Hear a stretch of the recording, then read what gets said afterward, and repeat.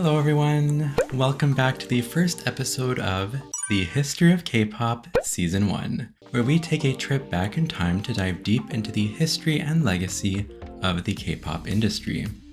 Now, in our last episode, we introduced you guys to some important concepts and definitions that are key to understanding the context of our series. Now that we have some groundwork established, we have to put that towards a good use, right? Well, guess what? This episode will exactly serve that purpose. This may or may not come as a shock to you, but time was indeed ticking before K-pop, or at least what we now refer to as K-pop, and that's because physics was still a thing back then. 당연하죠.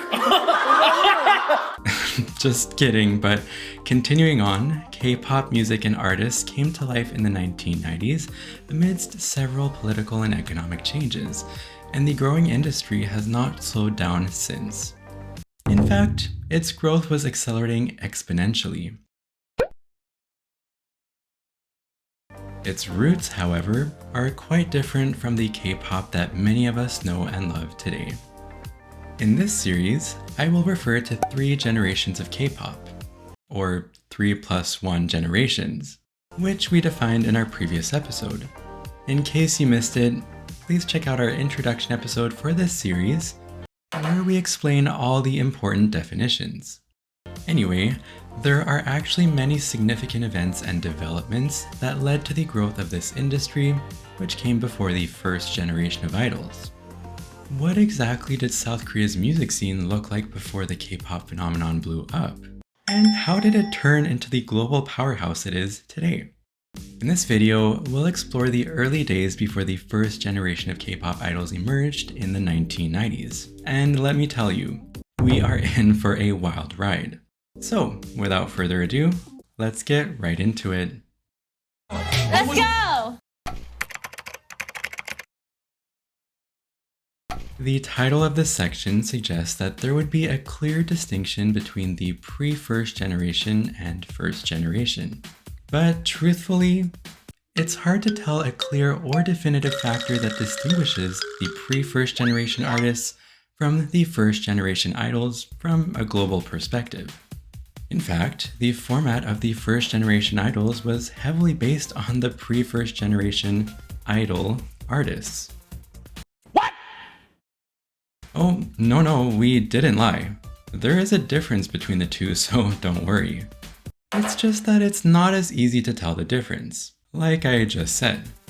But in terms of the difference, the main differentiating factor of the first generation is the establishment of modern idol culture, which was implemented upon the debut of one of the first generation idol groups named HoK, and has become the kind of idol culture we are familiar with in K-pop today.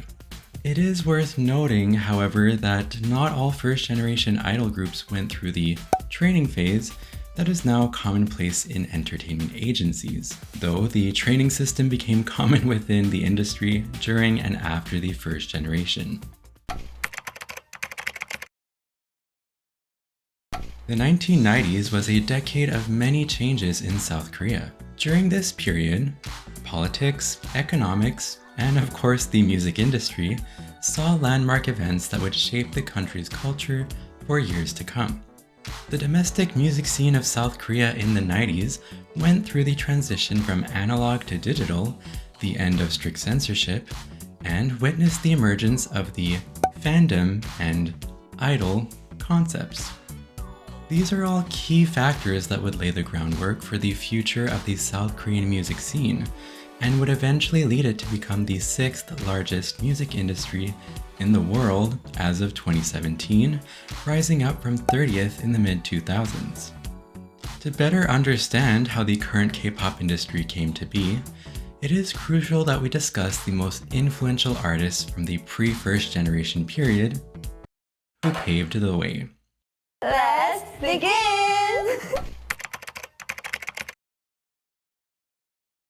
South Korea's music industry was largely targeting a domestic audience during the 90s and earlier. Solo artists dominated the scene at this time, and some of the most popular genres of Korean music included ballads, rock ballads, trot, and disco, in addition to music from foreign artists like Madonna and Michael Jackson.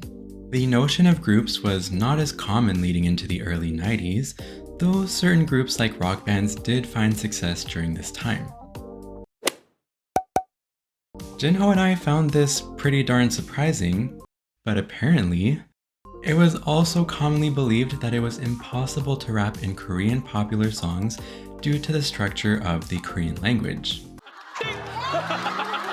Kind of weird to think about in hindsight. In the 1980s, there was a greater preference for songs with very clear pronunciation, with the exception of songs by rock bands, which we're not too sure why. But eventually, Sateji, whom you will learn about very soon, spent many months researching and studying how to incorporate rap in songs using the Korean language. Although a group named Satejian Boys made important contributions to the music scene and were later viewed as pioneers in the Korean music industry, their debut song received heavy criticism. Stay tuned to find out why.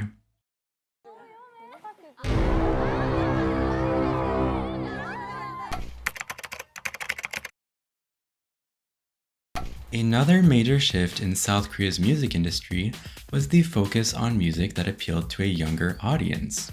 Now that might sound kind of weird in today's generation, but many songs prior to the 1990s were most popular amongst people in their 30s or older, and if not, then they were targeted to an audience of all ages. This means there were essentially no songs that were specifically created to appeal to teens or people in their 20s during that period. It should also be mentioned that active singers at this time were not as young as the ones that debut in the current generation of K-pop idols, which likely made it more difficult for them to find an emotional connection with this age group through their music. An exception to this is Jo Young-pil, who is one of the few famous artists of that generation known to reach this part of the age spectrum. This type of music left the youth wanting more songs that were well suited for their age in the 1990s, as they perceived genres like trot to be an aging genre from a past generation. Except trot has actually grown a lot in recent years in the Korean music scene. An additional factor that led to this demand for youth-targeted music may have been influenced by the government's action at this time, more specifically due to the censorship they imposed. This measure of control had an impact on music production during this era, and is likely to have played a part in the disconnect that the youth felt towards the music industry at that time. Now, as a millennial, I found it hard to imagine that there was censorship placed in South Korea until the 90s. Yeah. The censorship that was enforced prior to the 1990s meant that songs, or any cultural material containing messages the government did not approve of, would be banned. Songs or artists that were banned at this time received little to no exposure in the industry, as anyone could imagine, making it impossible for them to succeed. This long-standing censorship during a period where South Korea's government operated as a military dictatorship greatly limited freedom of expression in the country below the surface, which again is kind of hard to imagine from today's standpoint. And many citizens from the older generations lived according to a more conservative mindset. The overall social and political environment of this period limited any idea of pioneering or experimentation within the music industry and other areas of society. Furthermore, the widespread conservative ideology contributed to younger generations often feeling like they could not enjoy what they truly wanted to. Eventually, the government's censorship would diminish through the 1980s and 1990s, while people in their teens and 20s continued to demand music and content that better suited their age demographic. I would have been surprised if demand decreased. During this time, artists would begin trying to meet this demand, but ultimately would not succeed in meeting it. Okay, boomer. This is likely because these artists did not initiate the creation of new music genres due to the conservative nature still remaining within the Korean society. All the while, South Korea's rapidly growing economy during this generation would allow many individuals to possess a portable music device, further contributing to this young demographic demanding fresh music and content at their fingertips. No, not that fingertip. Anyway, this newly emerging culture required music that suited this trend.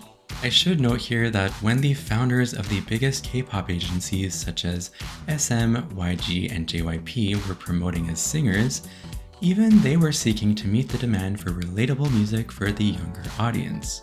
In simple terms, the demand from the youth audience was continuously and rapidly building up the pressure within the music industry, while the supply side was still more or less acting conservative and could not resolve that immense amount of pressure. Logically, once an enormous pressure is relieved, it is to be followed by an explosive flow of fluid when a way out is provided. All in all, the South Korean music scene was just about to introduce this moment for themselves during this generation.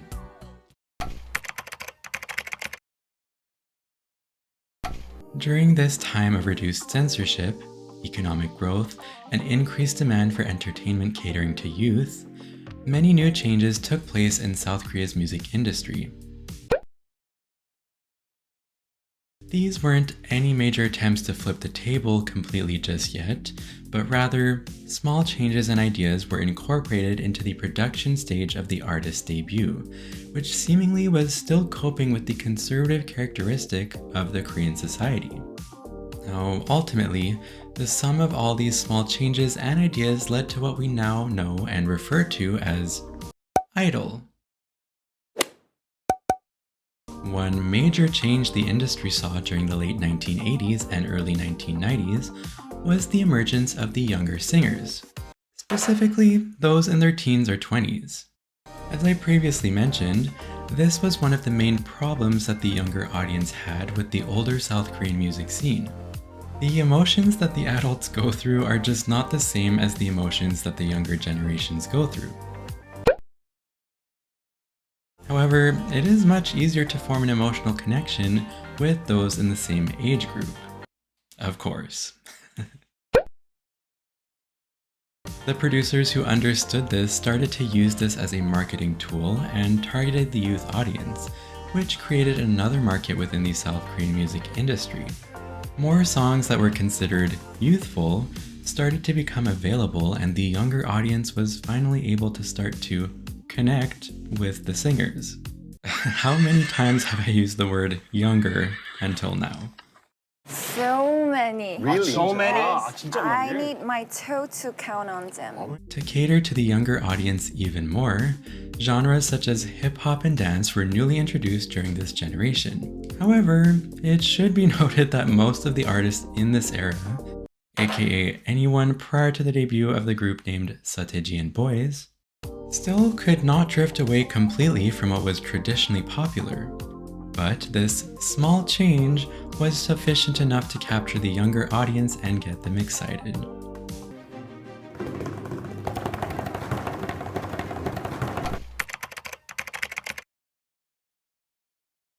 Again, the little changes made to the production stage of the artists during this era ultimately led to the emergence of the idol concept. And this new concept brought along some new features which are now seen as common. One thing to note is that these features did not arise all at once, but were gradually implemented as the industry was heading towards a new direction. Any artist who showed one or more of these new features during this era are referred to as the pre-first generation artists.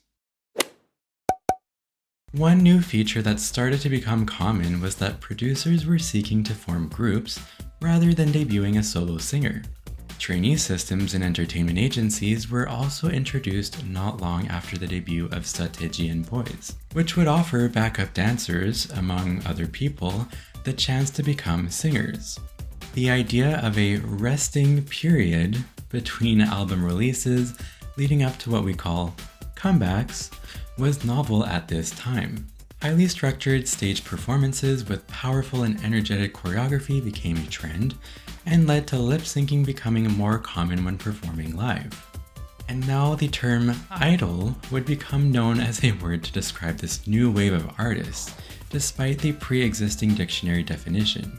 The term girl group started circulating in 1993 and would become known to the public in 1997 with the debut of groups named SES and Finkel. Organized fan culture saw a significant growth during the 90s, similar to what we would now refer to as a fandom. While these new idols would experience major success, the lifespan of their groups often did not surpass 5 or 6 years in the early days. In the current generation of K-pop idols, this shorter lifespan is referred to as the infamous 7-year curse. However, it should be mentioned that several groups have been able to move past this curse or even create their own music agencies, though it remains common for idol groups to disband within a relatively shorter lifespan.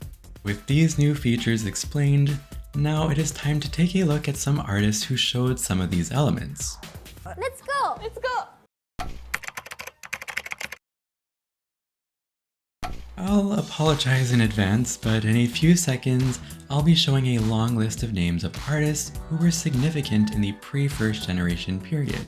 I know this is a lot of names, but please bear with me.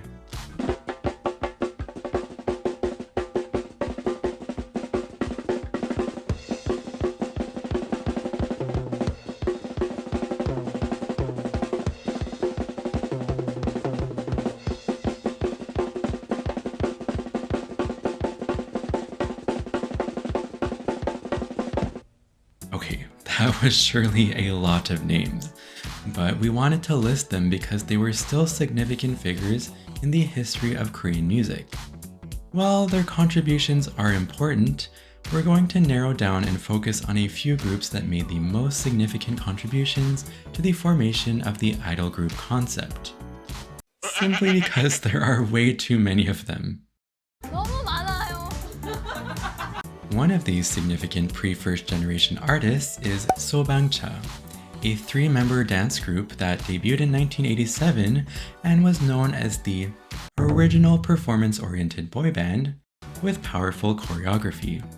Sobangcha was not the first to promote with an idol concept, as solo artists like Kim Wan-sun debuted earlier and first promoted with an idol concept. But the group was still considered to be a new sensation since the dance genre was not well known amongst the public at this time.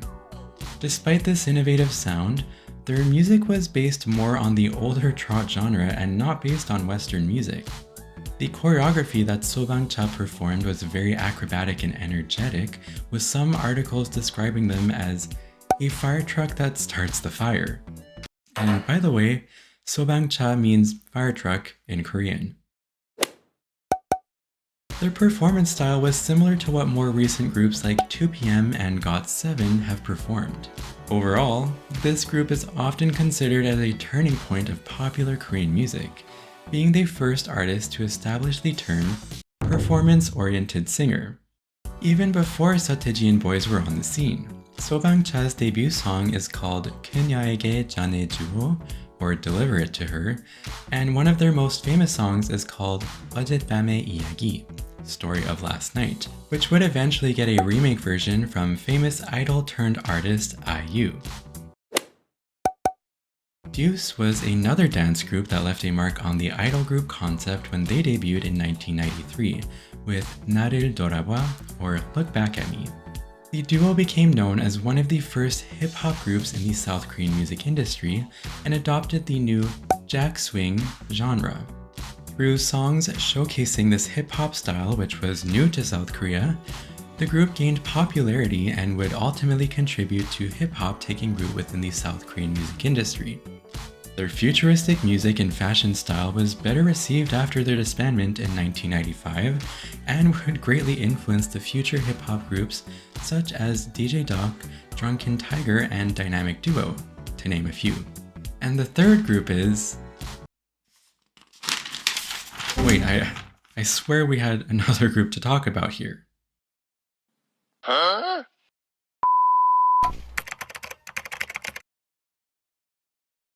And that leads us to the end of the first official episode of this series. We explored what caused K-pop to arise in the South Korean music scene, and discussed a couple of pre-first generation artists that contributed to establishing the idol concept while meeting the demand of the younger audience. In the next episode, we'll continue exploring a pre-first generation artist, in fact, the one who left the most significant legacy in the South Korean music industry, Seo and Boys. Ah, yes, that was the third one.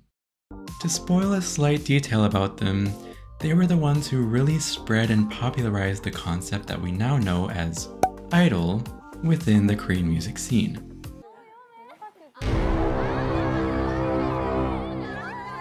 Today, I will leave you with these questions. Did you know that K-pop idol groups started to emerge in the 1990s? And have you heard about any of the pre-first generation artists we mentioned in this episode?